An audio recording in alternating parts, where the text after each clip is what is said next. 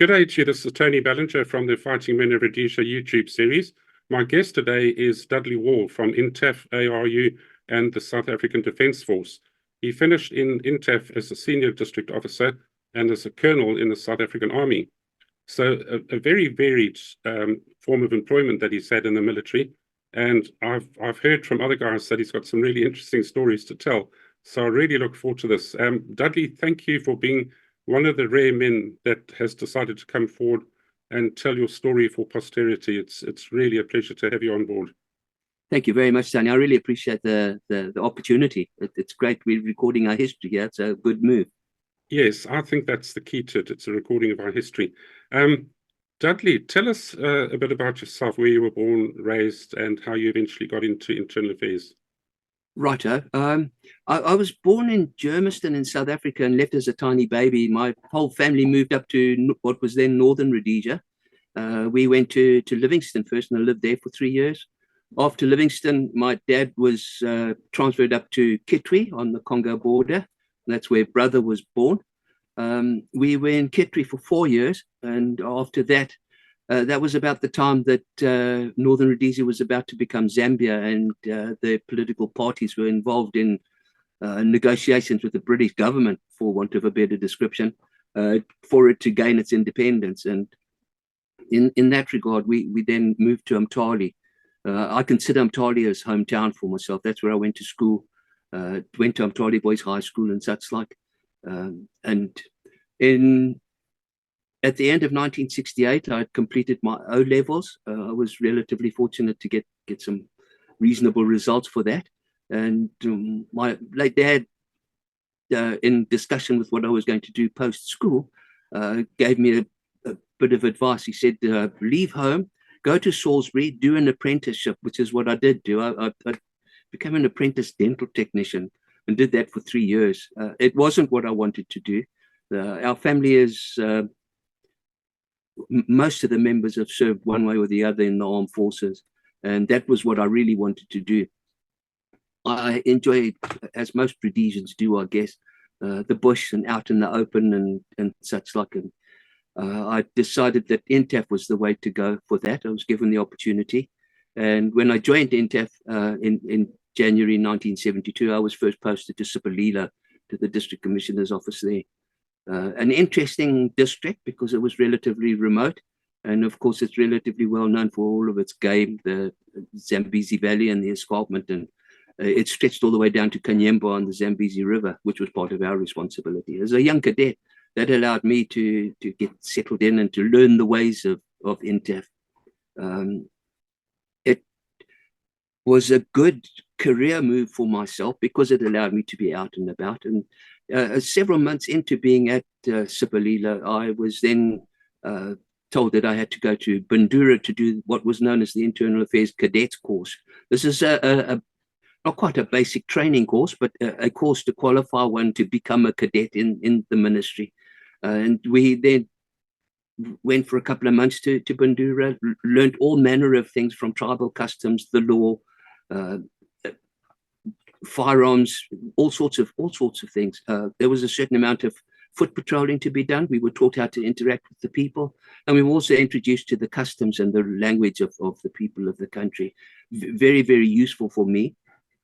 I then returned to Sipolila, and at the end of that first year, I was on the transfer list and was transferred to Goromonzi, another interesting district, and quite different to Sipolila because it was on the eastern outskirts of Salisbury, and we looked after a number of tribal trust lands there. And as a cadet, I was stationed there, told to learn some more, and we were obliged to write government exams in customary law and in the languages and statute law and such like. It was one of the tasks we had as members of INTAF was to administer the tribal laws and such like, as well as the statute law of our particular district. By way of background, I was quite fortunate, I suppose, because my parents by then were living in Salisbury, and so it was relatively close to home. I developed a like for long distance cycling, and that was quite handy because all the blokes on the station were patrolling by bicycle in those days, and I obviously was one of those as well. And we would set out for 3 days at a time and go all over the place. A district assistant and myself traveled all over Chinnamora and Seke, various places, and visited with the local people. It grew me up a little bit, I think, at the end of the day, because it was quite an independent way of working. And we slept wherever we slept. It didn't matter too much where you were, so you took your sleeping bag with, and that was that. It was a good beginning to INTAF and my experience with the ministry. It allowed me to understand that the people were everything as far as the country was concerned. And if they were positive, everything else remained positive. But if they were influenced in a negative way, then things started to change. And of course, from an INTAF point of view, in those days of early 1972, 1973, there were a lot of incursions by mainly the Zanlat blokes.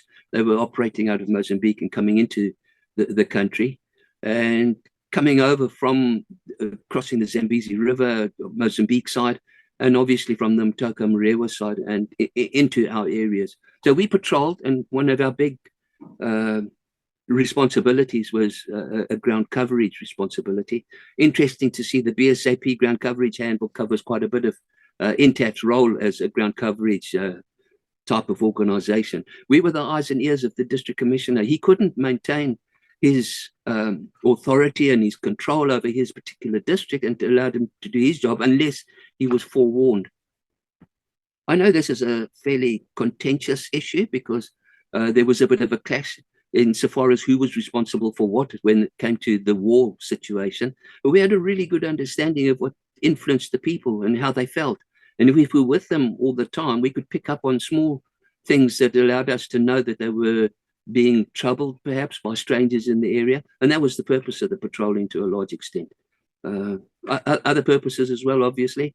Certainly the business of hut tax collection, cattle dipping, and the construction of contours and such like. So the organization of INTAF itself was a multi-varied type of thing. After spending time in Goromonzi, I was then transferred to Mtoko. That was around about 1994, 95, early 95. 75, I should say. I've lost track of the time. We're having so much fun. And having said that, when I got to Mtoko, the war had started in earnest. And we found that all of the districts, and there were 54 of them in the whole of the country, were in a position where they had to maintain the civil administration of the country, but were being hindered by way of the incursions of various enemy guerrilla gangs and such like. Having said that, it's important to understand that the district commissioner was the direct representative of the president of Rhodesia and the prime minister of Rhodesia within his district. And of course, there were many districts that had covered both tribal areas and farming areas belonging to white people and such. And within the tribal areas, few people realized that there were African purchase areas, which were also specifically set aside for African agriculture.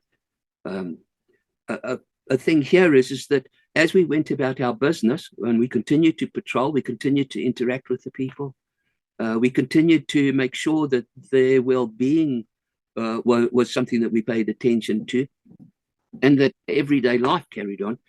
We found that the enemy didn't quite like what we were doing. So we were subjected to a number of paying attention to disrupting the things that we were doing. And of course, one of those things in Mtoko specifically was the landmine business.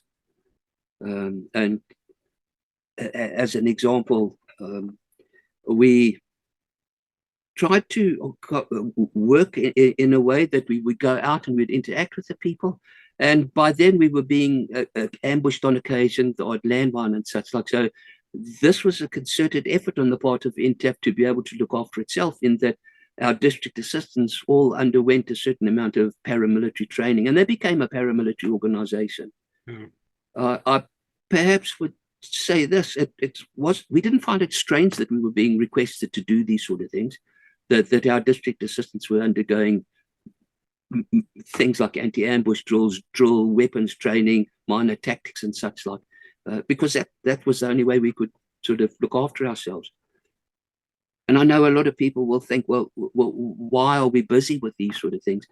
Rhodesia was a relatively big place, as you rightly know, by comparison, and our armed forces had certain limitations. There were only so many of them.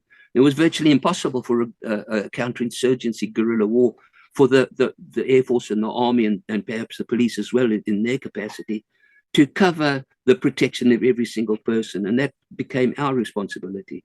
And so we trained up to do that. I certainly was involved in a fair amount of combat type of situations. One of my first introductions to that sort of thing was the business with landmines. There's a road from Mtoko going eastwards towards the Mozambique border through a chief's area by the name of Chimoyo. And one of those particular, most of the roads obviously were dirt roads, maintained by ourselves as members of INTAF, our African Development Fund, built the roads and maintained them and such like. And driving up, we had to, it was the time of when the first African senators were appointed to government, Senator Chief Chirao and company. And they came on a visit to Mtoko to see what we were doing in the district and such like.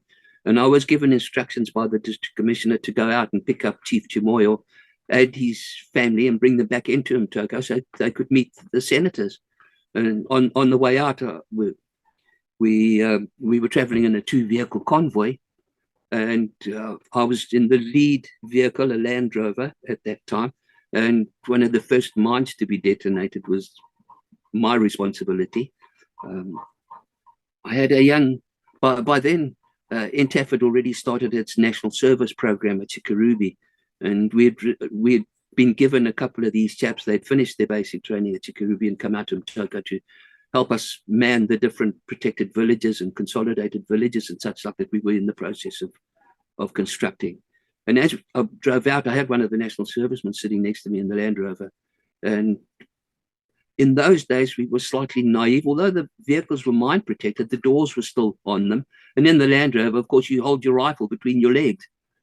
I had my rifle between the accelerator and the door catch, so it was out of the road. I could drive the vehicle. But my buddy who was with me, who was my sort of shotgun chap by the name of Rob Hutchinson, when we detonated the mine, it was a right front detonation. The Land Rover tended to disintegrate a little bit, and his rifle shot up from between his legs and straight into his eye and poked it out. When the dust settled, literally, the vehicle itself was a bit of a write-off. We both managed to get out of the vehicle, and poor old Rob was obviously quite concerned about his eye, which was now not in the socket but dangling up against his cheek. So we had to sort that little lot out. It was that early that we didn't have radios with us. So the vehicle that was escorting us was a 5-ton truck with a squad of about 10 DAs. Took up all-round defense, left them there, and took one of the DAs and ran about 3-4 miles to the local business center so that we could phone for a Casevac, which duly happened. The Air Force dispatched an Alouette and came and picked up Rob and took him off to hospital and such like. So yeah, that was my first attempt at destroying government property. And it tended to work fairly well, I have to say. They eventually repaired the Land Rover because that was what we were doing. We didn't have the luxury of not trying to fix things up and the like. Rob, a little bit later on, while he was in Andrew Fleming Hospital in Salisbury, was visited by the same senators who came to visit, and there are articles in the paper of him being visited by these guys and such like. So yeah, that was the start of things on the landmine front. Second one was on the same road about 6 weeks later. Another Land Rover. We were in a position where we'd by then established a number of protected villages in that area, and there was a keep at Chimoyo village, and we were doing a sort of admin run, ration run to visit the guys and make sure that everything was okay. And on the way there, all was well up until about probably 4 miles from the first landmine incident. Same problem again. Was at the turnoff to a mission station called All Souls Mission, who weren't overly fond of the government, but they did their thing and they looked after the people and such like. And in that particular incident, my co-driver also slightly injured. He damaged his leg a little bit. This time left front detonation. Another Land Rover gone. And there was a third one that took place. Same road again, but probably about another 3 or 4 months after that. While we were doing those sort of things, obviously there were incidents where one would suspect that something was wrong because the locals were not traveling at all. We didn't see anybody, so we would get out and start sweeping the road and such like. And very occasionally the Rhodesian engineer blokes would deploy a pookie and we would look for mines that way as well. So yeah, that was part of the routine, if you wish, of those sort of things. By then, there were a number of protected villages established in the Mtoko area. I did quite a lot of foot patrolling up in the Chirewa area. There was a keep there that I was based at for about 6 months, perhaps. And we lived out there for that time period. You got the odd weekend off if you were lucky. But having said that, there were mines in those areas as well. I can remember Matambanadzo bus service, bus going out, taking a bit of a chance, and they detonated a mine, 3 or 4 people killed in that, and we had to sort that little problem out. The business of patrolling was quite interesting because by then, most of the district commissioners decided that because of the requirement for protecting the people that were working in the area, we needed a reaction force of some sort. So each DC station that was in one of the more badly affected areas established a reaction force of sort. Approximately, from an infantry perspective, a platoon-sized unit, and we trained those guys up and we deployed, and we largely did foot patrols and we did the odd observation post. And occasionally when we picked up information, instead of waiting for an army unit to come in, we would deploy ourselves and put in our own ambushes and OPs and that sort of thing. And in that particular way, there was a certain amount of action to be had, I suppose, if one says it that way. It developed into a situation where Mtoko got quite bad, Morewa got quite bad, Mount Darwin was in the thick of it, and it was quite obvious that the Zanla chaps were gaining ground in the more rural areas. And this was taking place, I think, in other parts of the country as well. Because of the security forces being stretched so much, the idea was that we in INTAF would, because we lived in the operational area all the time, we didn't go anywhere else. We didn't have the luxury of so many days in Salisbury and so many days somewhere else. We stayed there all the time, type of thing. A decision was made at senior government level that because we were now in the position where quite a few of the more remote areas of Rhodesia were actually lost to the enemy. They had taken over, they dominated those areas. And the whole Mujiba system and the infiltration routes being guided by the Mujibas and then looked after by the locals and such like.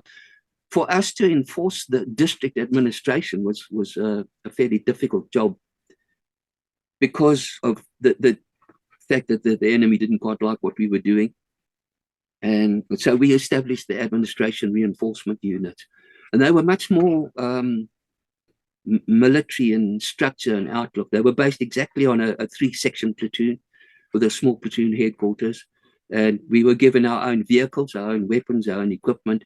And the ARUs were tasked with going into those more remote areas and re-establishing the administration of the district, enforcing the cattle dipping and everything else that goes with what a young INTAF bloke would be normally doing. There were 8 of these ARUs, one for each of the provinces, and each of the ARU commanders were volunteers, first of all, and we were tasked with recruiting people for our own ARU in the area. So we came under command of the provincial commissioner who looked after whichever province it was, and I was fortunate enough to be given the job of commander of the Mashonaland East ARU. And the first step was that all the ARU commanders would have to undergo some form of army-related training. So we went down to Llewellyn, the barracks outside Bulawayo. The army were running a course called the Infantry 44 course, which was an infantry-style course to get people to be able to train and to lead a platoon-sized unit of sorts. And we were all sent down there to do that particular course. We were everything from patrol orders to ambush drills to weapon training to whatever a young infantry second lieutenant would do. That's what we were doing as well at the same sort of time. So it said that we needed to sort of really concentrate on what was going on from a point of view of once we finished that training and we deployed back into our own areas, to deal with these particular problems of an area that was now taken over by the local gang at that particular stage. It gave me an kind of taste for the more military side of things. One might ask, you know, why INTAF and why those? Surely the army should be doing these sort of things. And there was always that conversation to be had. But there was a good reason for it. The army just wasn't big enough. They couldn't be everywhere. I mean, there were times when I was still with the reaction force in Mtoko and we got involved in a bit of a firefight, and I wanted a bit of air support, and I would radio the local jock at Mtoko and say, I'm in a bit of a spot of bother here. How about a bit of help? And they'd say, terribly sorry, sort yourself out because the choppers are elsewhere. You just had to get on with it. And that's fair enough. We were able to do what we could do. And yeah, so what they are used having all of this training, they were used in some cases in some really remote areas on the border and in various places. One of my very first deployments as an ARU commander was down in Bilingwi, and that's where I met up with a couple of the other ARUs. But then the situation in the Bilingwi area was such that there was I think it was 9 RR were deployed out of Bilingwi for a while, and we supported them with the district administration and such like. And that in itself is a bit of an anomaly because we were deployed as infantry platoons, and we went and did our business all over the show. Certainly, I believe, Dudley, that statistics that I looked into at one point, and I'm prepared to be corrected if I'm wrong, that Rhodesia had 69,000 men on paper, black and white, but there were never more than 12 to 15,000 men under arms at any one point in time, and that was to cover 250,000 square miles. So it gives you an idea, one division of men to do that. Absolutely, you're 100% right. I started doing a little bit of a history of INTAF and was able to get a hold of an official document from, I can't remember who it was from, but they explained what the actual numbers were within the armed forces and such like. And it's incredibly small by way of everyday situation. And what it does say is that Rhodesians were relatively comfortable with where they were in the bush, and that they could handle themselves and didn't mind a situation where, although there were so few people, they would get on with the job. And I think that speaks for every single unit that was deployed, whether they were police, army, INTAF, Air Force, whoever, and obviously the Guard Force guys as well, who came a bit later on. But certainly so. The sort of chain of OPs throughout the country vastly expanded the coverage that we could do on foot patrols, because from the top of a hill, if you've got a 360 view or even a 180 view, you've got 10 to 12 miles through binoculars all around you. So it's vastly increased the area. Yeah, exactly right.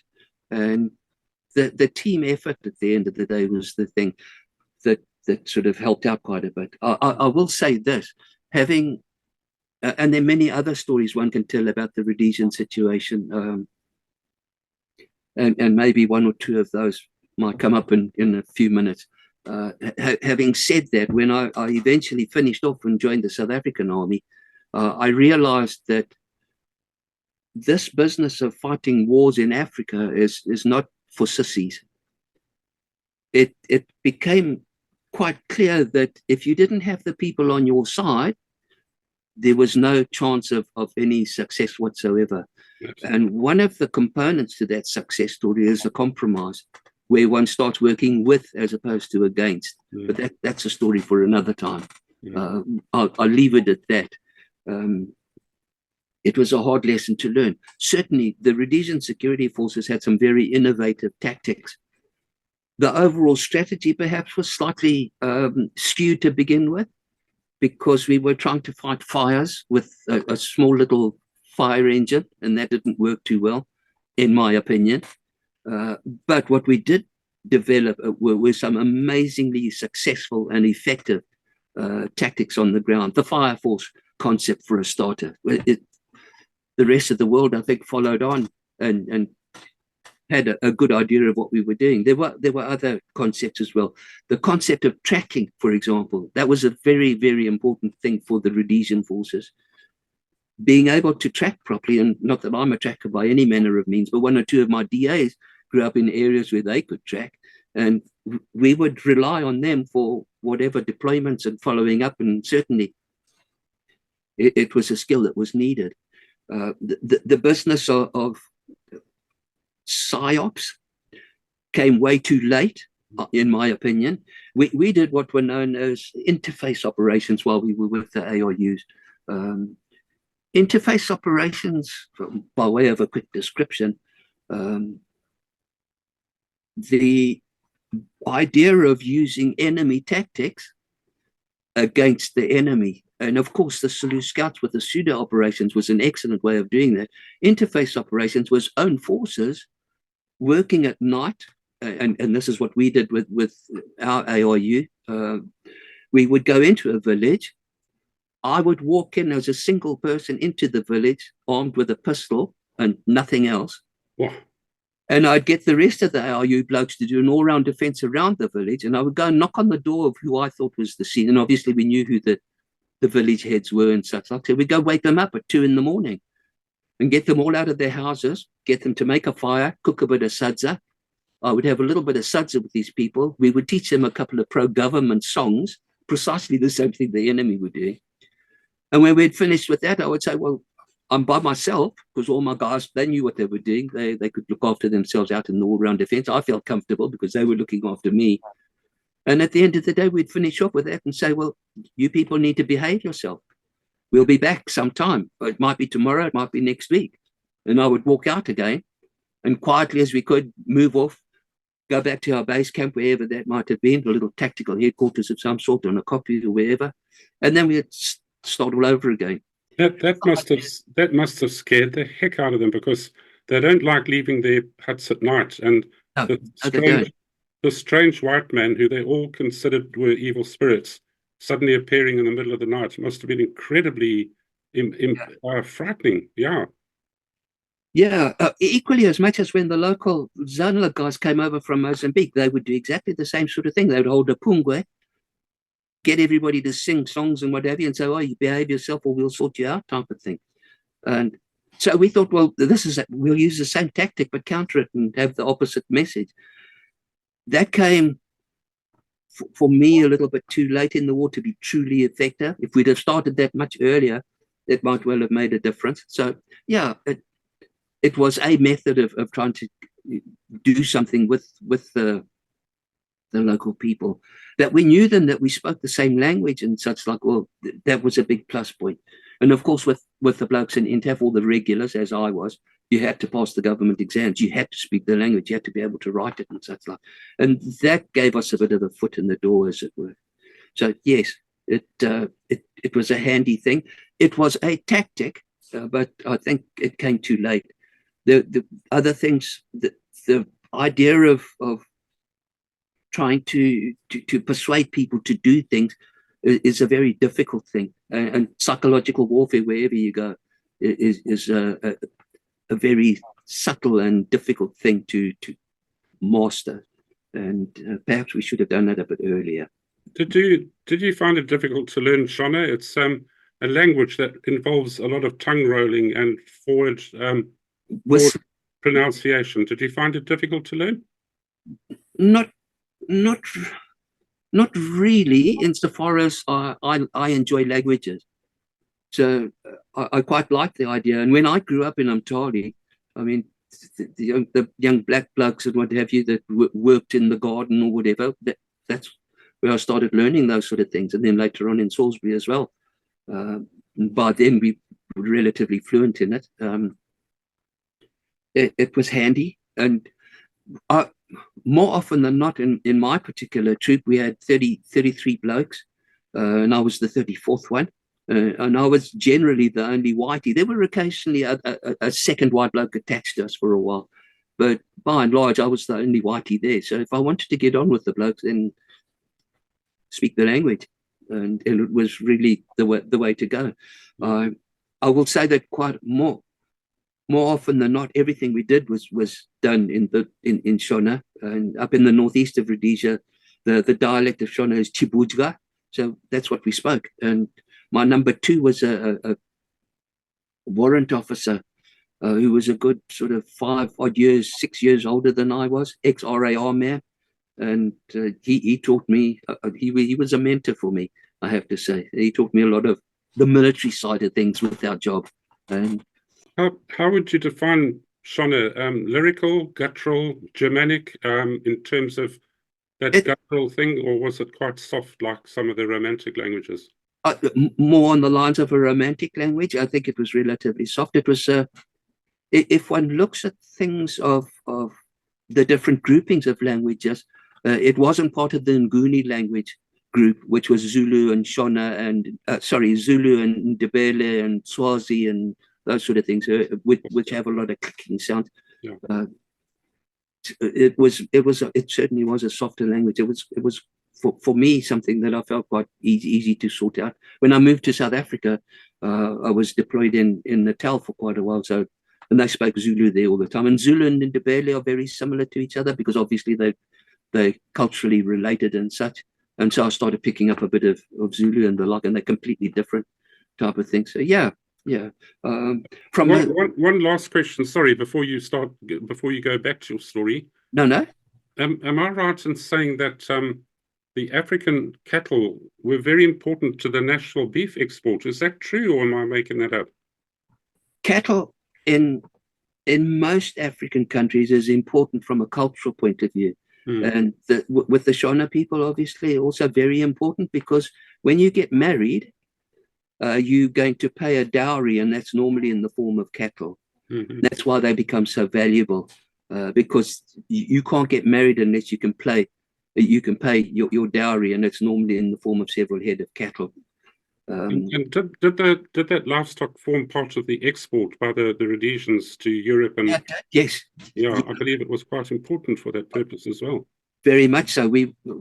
Rhodesia was breadbasket of Central Africa, for that matter, and we certainly exported all manner of agricultural goods, including beef. Most definitely so. I don't know why, but to my rather prejudiced mind at the time, I thought, how could those skinny little things walking around the TTL ever end up on a London table? But I guess they were. Yeah, I having said what you've said just now, I mentioned earlier on the African Purchase Area Scheme. These were small farms that a chap could buy. He had to be a Shona or a Ndebele to be able to buy it. The whiteys weren't allowed to purchase that land at all. But we had an agricultural officer on each of the districts who worked for INTAF, and it was their job to teach them agricultural methodology and such like, ensure that they used contours, that they dipped the cattle, etc., but also a way of having a viable farming business going on their property. And a lot of those guys had some really good animals, because we used to patrol in those areas and talk with them a bit. And certainly there was some really good agricultural practice going on in there. And those blokes made a decent living for themselves. And the sale of cattle and such like was part of that show. They definitely did do that. And of course, the cattle sales took place in the tribal trust areas all the time on a regular basis, every couple of months or so. And the chaps of INTAF would run those as well. and bring in people to come and purchase and to auction them off and that sort of thing. So yeah, it was an important business. No, it definitely was. Carry on with your story, Dudley. I rudely interrupted. Where did you go to after that point? Righto.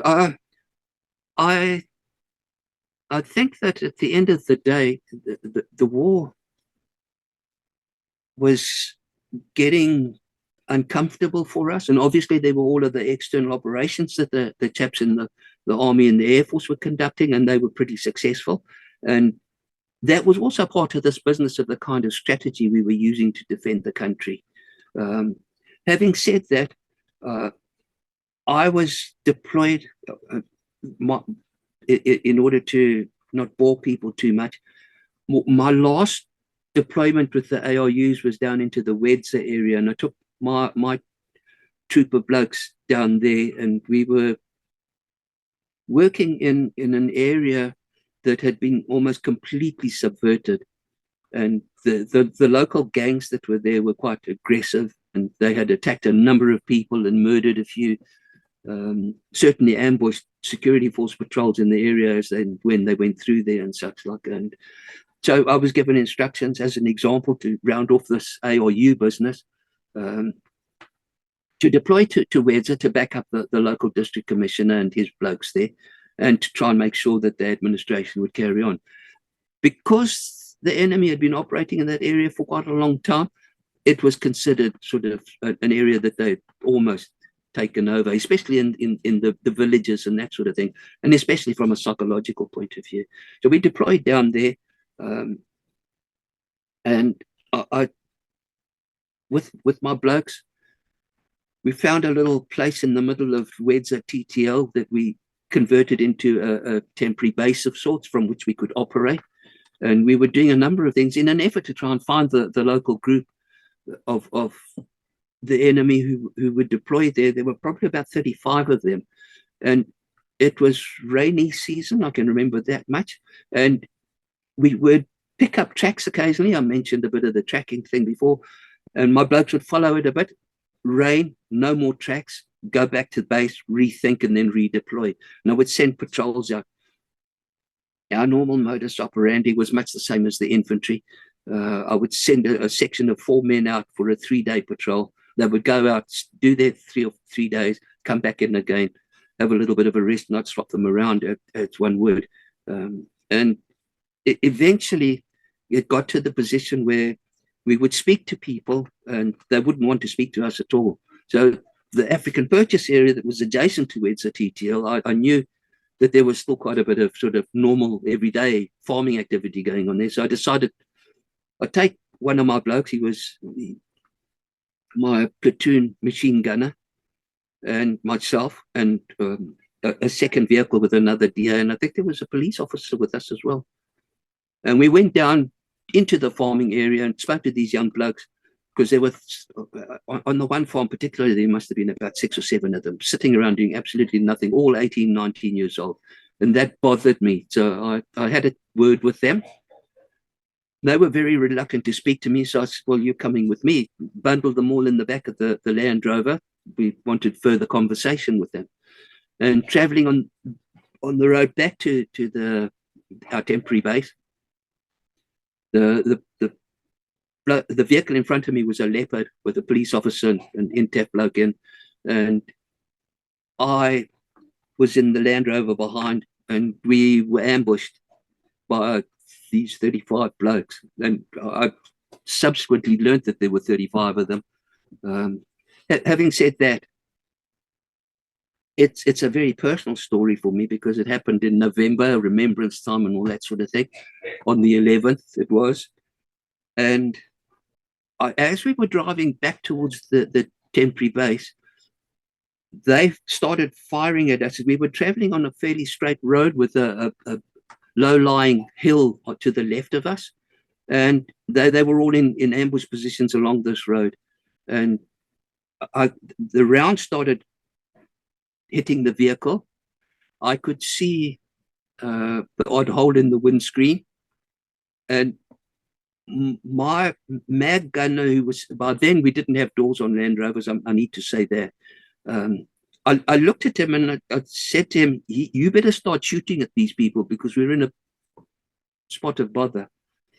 And as I was about to do that, I don't know what, well, I do know now what happened, but I felt as if something had really hit me hard in the head. And my head went back and smacked the back of the Land Rover window thing. And you start shooting, chap. And as I looked at him, he had taken about 5 or 6 rounds in his head and his chest. He was completely gone. So I thought, this is bad news. The other vehicle's a good couple of 100 meters ahead of us. They're out of the killing ground and gone. Yeah. So I drove out of the killing ground myself, stopped the vehicle, got out, fired a few rounds. And by then, I didn't quite know what was, it felt weird. So I was wearing a cap, the normal camouflage cap. It was a police one, actually. It had elastic in it and whatever. As I took it off, there was blood everywhere. I thought, look, I'm in trouble because there's still a lot of shooting going on. I must change the magazine on my rifle. So I've got 20 rounds. So if they come at me, I've at least got that. And by then, luckily, the vehicle in front came back. The bloke who was driving it is a good friend and an INTAF bloke. His name's Quentin. And I basically owe him my life because as he came back, I lost it completely. I received a round in, you'll see it on my head here, and in my right arm. And I wasn't working too well, to be perfectly honest, but he got out and he returned fire. The enemy panicked a little bit, pushed off, and he then radioed for a casevac, and the LO came in. While he was waiting for that, I can remember him quite clearly trying to put a drip in, which didn't work. And then he tried to put it in my foot. That didn't work much either. But luckily there was a medic on the chopper, obviously. And I can vaguely remember being put on a stretcher and was taken to Umtali Hospital because that was the nearest by air. And I can remember vaguely going into the operating theatre in Umtali. And the doctor who fixed me up was an American. I think he was a captain in the medical corps, and he was doing duty at the hospital there. And so they took the round out of my head, which I still have. And a couple of days later, he came around to the ward and said, "Here, I've got a souvenir for you." So I kept that. But something that you will resonate with. There was a young lady who was a nurse at the hospital. Her name was Wendy Tulip. Oh, wow. Now, we lived next door to her grandparents in Umtali. Wow, my brother's wife. Exactly. We knew them quite well. And of course, Wendy and Maureen came to visit grandparents and we'd always chat over the fence and that kind of move. And Wendy knew that I was in hospital, so she was in her wheelchair by then. And she came and said hello, which really meant a lot for me personally because the rest of the family were all in Salisbury. Yeah, I was eventually transferred to Andrew Fleming in Salisbury and then got back out and such like. But that was a relatively interesting event, if you wish. So, yeah. Yes, we were fortunate, and I will leave that story at that. We were fortunate. Dudley, am I correct in saying, I don't know if I read this about you or somebody else, that you survived the second highest number of landmines in the war? Is that correct? I was involved in 4 altogether. There was another ambush where I was driving one of the Puma trucks up in Shinga in Mudzi area, and we had it wasn't quite a full-on hit on the vehicle, but we were ambushed again there too. I think I sent you a little video clip of that particular incident. That was that Shinga incident. Yes. There were 1 or 2 other people, I think, who hit 1 or 2 more than I did. But yes, I thought it was 7. I know one guy did hit 8. I think that's the highest number I've heard of. Yeah. It wasn't as much as that. But having said that, you know, I feel responsible for damaging government property to a certain extent. Well, I'm still walking to the left whenever I walk, thanks to the 3 eye hits. Exactly. Yeah. I think it's kind of par for the course for any veteran. the Rhodesian War. I mean, that it was such a common weapon that they used. Yeah, we're all experts in tinnitus in our ears, I think. All of Yeah, absolutely. I do tend to wear hearing aids from time to time, but anyway, there it is. So yeah, after getting out of hospital, I was transferred to Marandellas, and that was I was obviously somewhat disappointed because I'd now served with B Troop ARU for a good few years, and they were my blokes and they were my family. I'd lost a few other guys. I made it my business that whenever I lost any blokes from my particular troop, I would take the body home to the parents. I used to always use the Land Rover, coffin in the back, and make sure that the parents got their sons back. It did bother me somewhat. That shame. That's terrible. It's my responsibility. So yeah, Marandellas was quite interesting because it was now, I think, early 1979.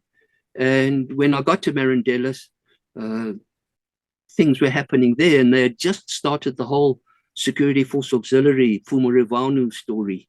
And I was given a platoon of those guys to look after in Marandellas, which was also quite interesting because a lot of those guys were Muzarewa's men, and they still had their AKs and their whatever kit they were using when they were still in the bush.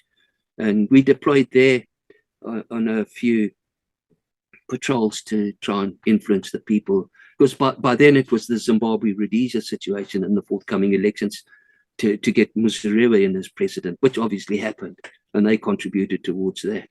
I have to say they weren't the best soldiers from a discipline point of view, but they were enthusiastic, and that counted for something.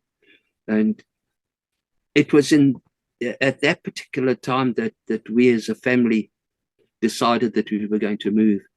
And so the idea was that I'd already been given the opportunity to apply for a commission in the South African Army and hadn't heard, so we decided we would emigrate anyway.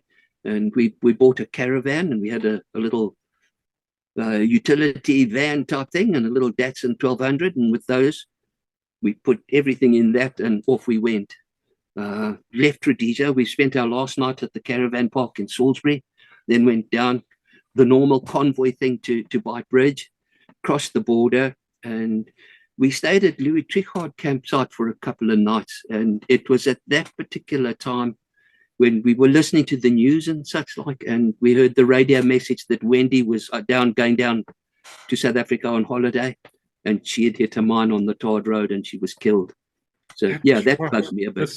Mo was my brother's wife, and Wendy, I believe, was terminally ill. Yeah. And, they were in a car with the dad, the mom, Wendy, and Maureen, somewhere south of Atari, going towards Birchenough Bridge, I believe. Yes. Somewhere around there, they hit a mine in the tarred road, the main road. I believe it was only the fourth mine in the whole war that was detonated in tar. By the grace of God, I'm a Christian. That mine went off underneath Wendy's front left center where she was sitting, the front left wheel, and the car blew up in the air, did a circle, landed down on the ground, and she was the only one killed. She was virtually vaporized, and the other three got out without scratches. So in a way, God delivered her to a quick heavenly post and saved the other three. I see it as an act of absolute kindness from the Lord in a deadly way. You know, I don't know how you feel about that. No, I agree with you 100%. I know that I was looked after that time of being shot. Certainly, it's not.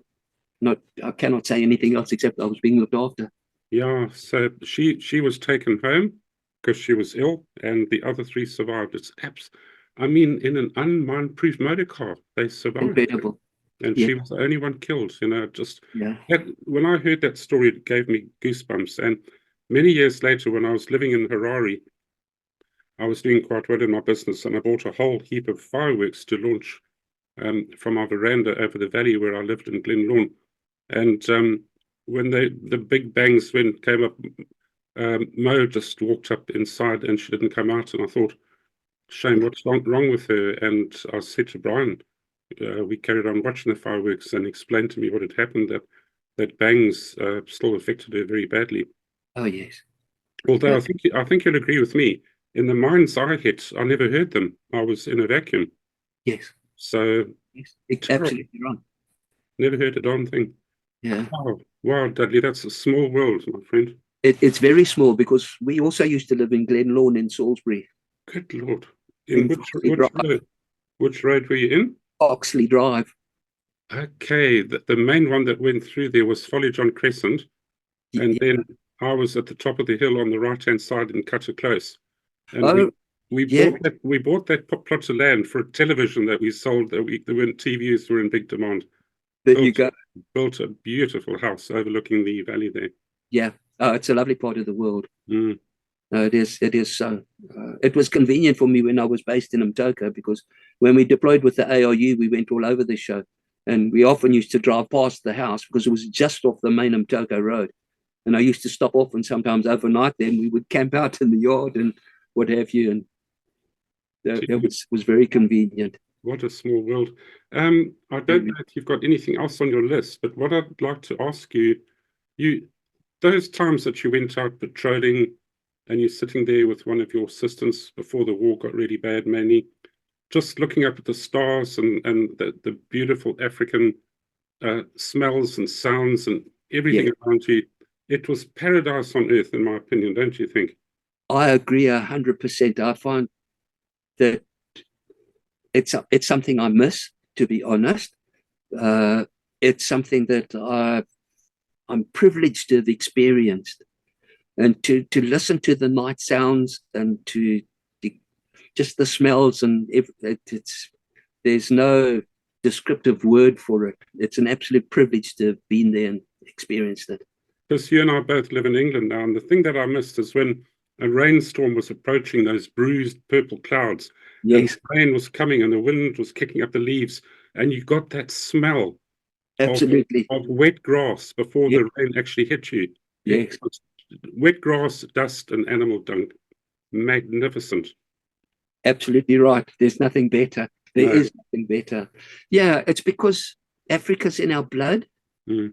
And while we've moved on and there are new things happening and there's another adventure to experience, that's how I look at it. It's something that we can be grateful for. Yes, yes.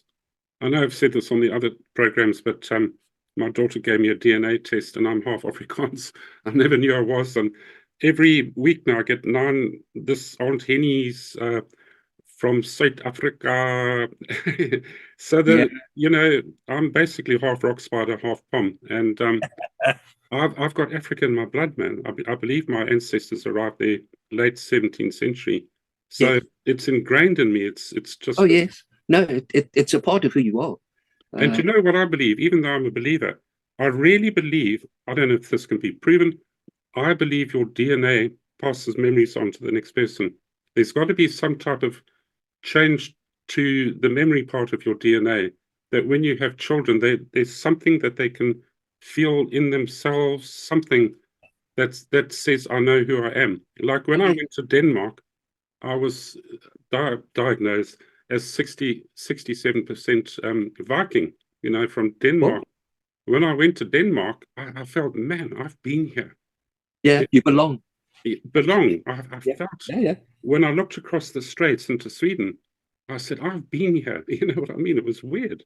I know precisely how you feel. I've done the same thing. I have a lot of Scottish blood in me, and went up to Scotland and belonged to Clan Urquhart and Clan Ramsay. Those are the 2 Scottish branches of the family. And we went to Urquhart Castle, which is on Loch Ness. Right. I thought, this is my home. I belong here. Fantastic. No, I agree with you. This DNA thing is a fascinating business. I know we digress a little bit. Oh, yes. But it's all part of our African experience, which is leading into this conversation. Oh, yeah. No, definitely so. When I went to South Africa for the first time, I thought, man, I've smelt the smell of this place before. Yeah. Every place is different. Yeah. Oh, definitely so. Yes. I have Afrikaans blood in me as well. I have to say, my grandmother was a Smuts, and she was a cousin of General Smuts. Good Lord. And all the family there are loads of Smutses in that side of the family. But if you go further back, a lot of them come from this part of Europe, Germanic Europe. Yes. And Denmark. I've got quite some Danish blood in me, and so Yes. it is how it is. It makes us African. Absolutely. We're a Absolutely. mix. Yeah. Now, in all of your vast experience there, you must have had at least one or two incidents, either funny, scary, or otherwise, with game and animals. Does anything like that come to mind? It doesn't matter if you don't, but Not so much game, but there is one story which I will tell. We were doing a patrol in the Marewa district, and we were working on the main road doing roadblocks, searching buses and such like. And it's a sad story at the end of the day, but it's worth mentioning because it happened. And I deployed blokes on the main road, stop group one side, stop group the other side, search party in the middle, and a chappie was driving in his van with his girlfriend and screamed through the roadblock and didn't bother to stop. And one of my blokes fired a warning shot and then fired into the vehicle and hit the woman in her back. The vehicle came to a sudden stop. The guy was as drunk as a skunk. And my bloke radioed me incident, shooting. This is what's happened. When I got there, they'd just taken this woman out of the van. And they'd laid her down on the ground, and she was bleeding profusely. The round had gone straight through her and had come out of her chest. And I bent down to try and put a shell dressing on it because that's all we had. And I thought this, but the fellow was upset with his girlfriend, wife, whatever she was, and was sort of smacking her about a little bit to say, "You got to wake up, we got to go now." And that wasn't going to happen. She was really bad. And I eventually put her in my Land Rover and took her to the local clinic in the hopes that something would happen. But before I got there, she died in the back of the vehicle. And there wasn't much we could do about it. That being part one of the story. Part two is that evening we'd established a little tactical base at the local country club. We were camped out underneath some trees and such like. The blokes and I were all sitting around the fire, and we were eating a bit of sudza and rations and what have you. And this bloke who did the shooting was sitting next to me. And as we were, you talk a little bit of the day's activities and such like, and all of a sudden, this bloke, he was on my left, I remember it clearly, flipped over backwards and started writhing around on the ground. And we were all sitting, we all had our rifles with us because it was, the way things were. And my sergeant major was on the opposite side of me. I could see him in the flames of the fire and whatever. He said to me quietly, "Just bend over and take his rifle away from him." So I did that. And he got up, and one or two of the other guys got up, and they calmed him down eventually and put him in his sleeping bag. And then my sergeant major said to me, "These are the things of the Shona people. It's a spiritual thing." yes. He was from a family that had been old game hunters and what have you, and guides and what have you for the first whiteys that came into the country. And this incident of him shooting the woman was his ancestral spirit entering him and saying, "I've come home." Now, I'm quite skeptical and what have you, but having studied customary law and such like, I've heard the stories, and it's not the first time I've seen somebody go into a trance and the spirit mediums and all that sort of stuff. The next morning early, Sergeant Major said to me, "Listen, this is what needs to happen. We must give this guy a couple of days leave so he can go home. And he must go to his people and appease the spirits and go through a ceremony that would welcome the ancestral spirit to live in him," which I understood. And I thought, well, okay, we'll do that.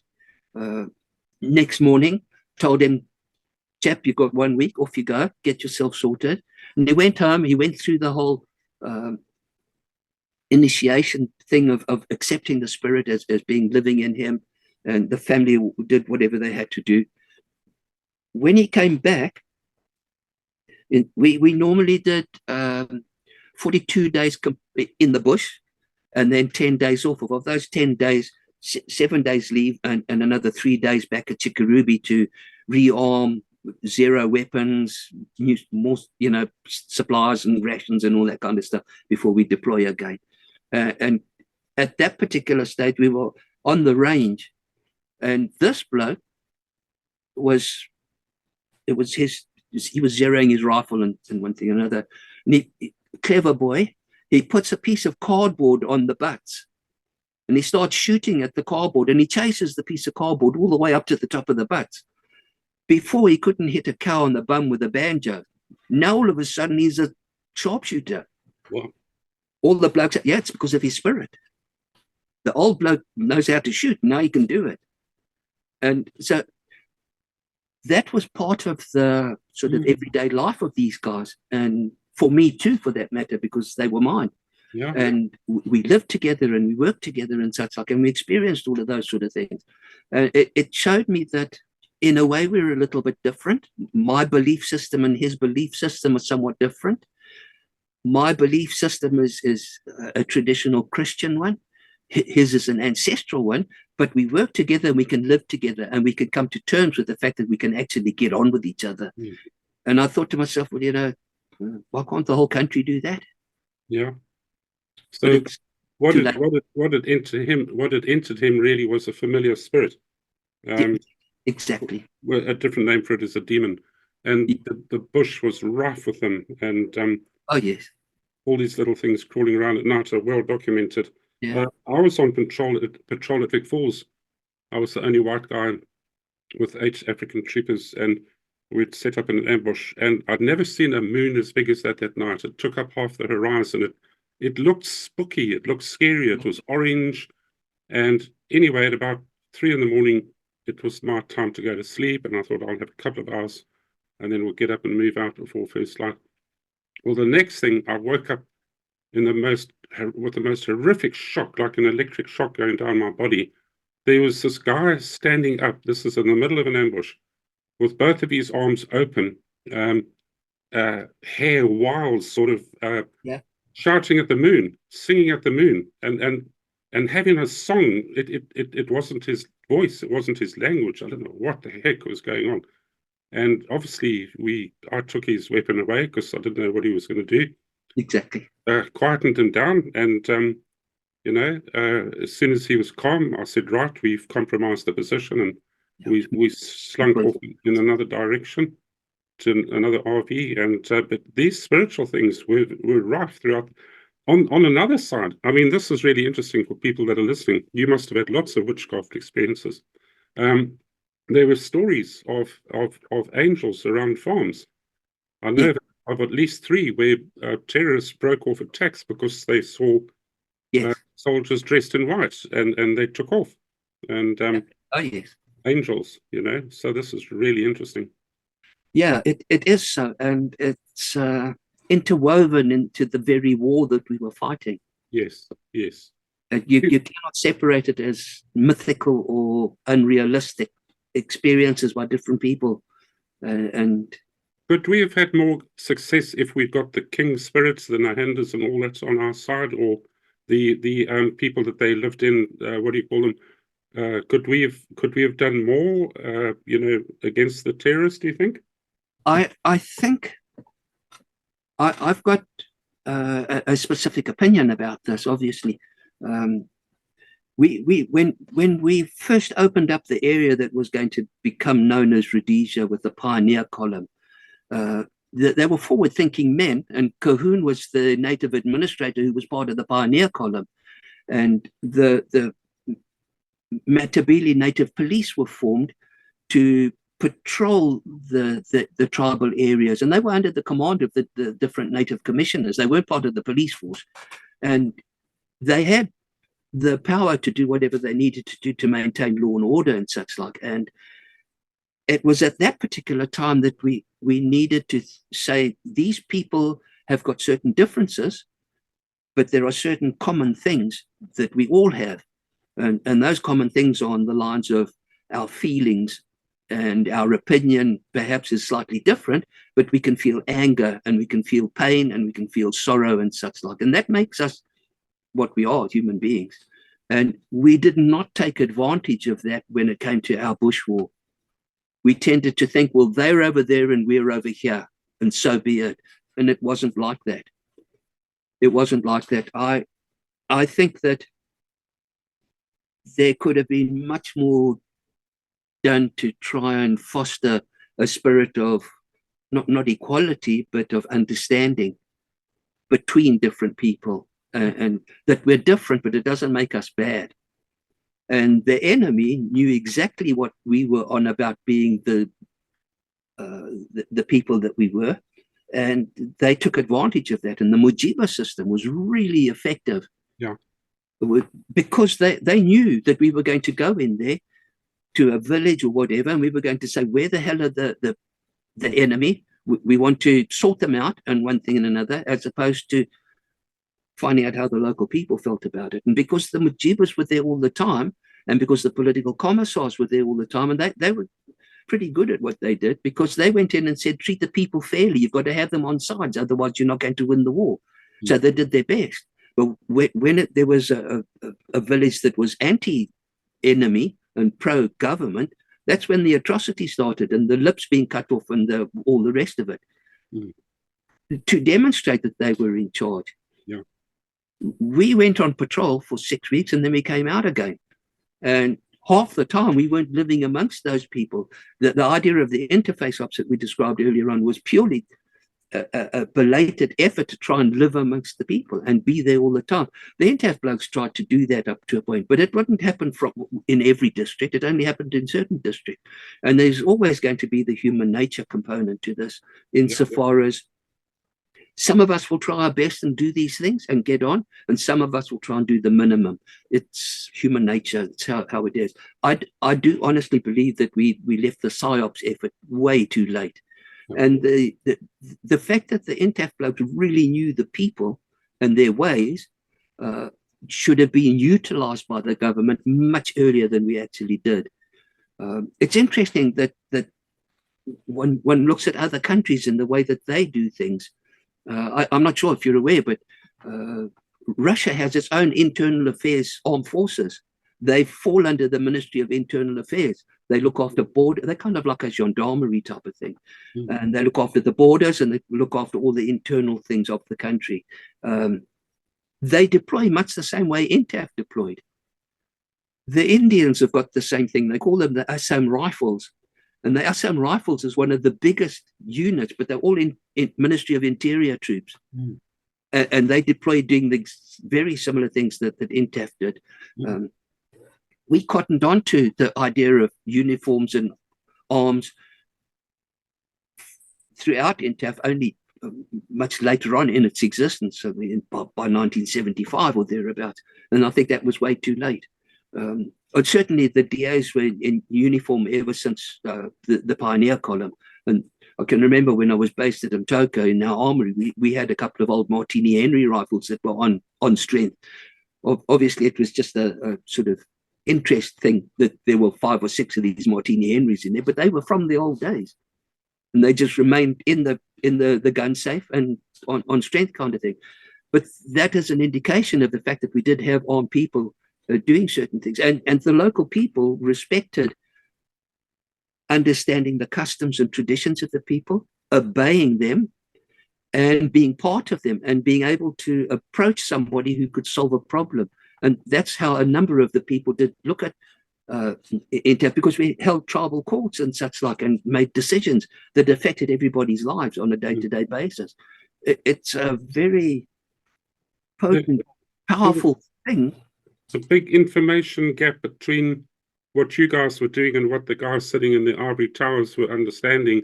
The army, I'm speaking from experience, we'd go into a village and we never said boo to the people. We'd steal their peanut butter and kick over a few chicken stalls and walk through. And really, we should have been educated in befriending these people almost, or at least trying to understand them. Or if you had a medic with you and a kid's got a gummy eye, put some juice in it, and but we never did anything like that, did we? Yeah.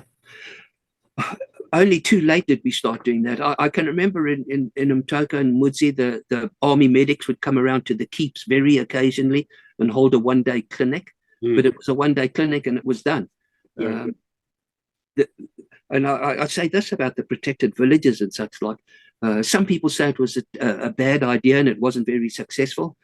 I'm going to say the opposite.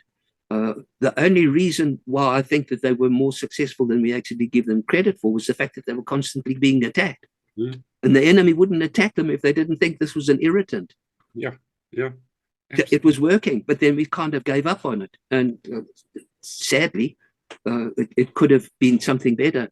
I can remember some of the keeps and the protected villages in some of the areas, Darwin specifically and Sipalila, where the keeps had an intercom system and they played music and announcements and this is what's happening and kept people on sides type of thing by doing that sort of thing. But we should have had a little medical clinic in every one of them and a school and a this and a that. But some did, but some didn't. Yes. Whereas us troopies were thinking, we'll get them by their balls, their minds will follow. But correct. No, they've got very tough balls, and excuse the pun. At one stage, I had exactly the same attitude. Yeah. And I can remember the BSAP SB guys coming to brief us on ground coverage and that kind of stuff, and especially when I was based in Mtoka, and we discussed these sort of things. And it was a catchy thing. I think also we were inclined to pay a bit of attention to what happened in previous conflicts like the Vietnam War and the Malayan conflict and such like. And we took good lessons out of those, but we also took some of the bad ones. We were thinking that they would work, but I don't think they worked as well as we thought they would. Yeah, which is a pity. That we've gone past the war. That is so, and we're all. I have a thing. I say that the Rhodesians are the wandering tribe of Africa. We live everywhere else, and that is so. And we do keep in touch with each other, and we do speak with each other. And most of us haven't lost our accents and such like. But having said that, it's a thing of what's gone past has gone past. We could have done it better. I do believe we could have done it better, but we certainly gave it a good go, and we tried our very best. It just perhaps wasn't. We weren't doing the right thing sometimes, which is absolutely hurtful. Yeah. Dudley, this has reached the point where it would become a second talk in one, which I try to avoid. Before we close, is there anything else? Because I'm going to invite you back again, so don't feel frustrated if you've got more to say, because I'll be coming back to you for sure. But is there anything else you'd like to say in closing before I close? The last thing I would possibly say is that for me, the Rhodesian War didn't end my military career, if I can call it that. I went on to serve in South Africa and such like. There are many stories there, but only if people would like to hear about it. Oh, absolutely, because, I've invited South African troops that have fought in Rhodesia and then gone on to listen to their South African stories as a compliment to them, really. Greg Ashton, I've done 9, 10 talks. He's working on the 10th one now. So definitely we'll hear your stories because it's a continuation of who you are. It certainly involves a number of Rhodesians who were in the South African forces, and it is a Rhodesian perspective of the way South Africa did its business. There's a few other aspects of what you did in Rhodesia I'm going to ask in the next one, but we'll leave it for now. And I really thoroughly enjoyed this talk. It's, you're clear, lucid, easy to talk to. Thank you. And got good memories. And I'm sure you'll find it quite cathartic. It's healing to talk, which is what I try to get over to people, that it's a wonderful experience to do this. It's not a downer at all. No, it is. I was very apprehensive, to be honest. Yeah. But one doesn't always. And how do you feel now? Today's a good day. Absolutely. You see, come on, fellas out there. Ladies, I want farmers' wives to please come on board. And so that's it for today. Dudley, thank you. Everybody out there, please smack the bell and sign up to subscription. Please consider supporting John through Patreon. And we'll see you next time round. We'll sure you're going to see you, Dudley, in at least 2, possibly 3 more talks. Great. Thank you, Tony. Okay. God bless, brother. You too, brother. Bye. Bye now.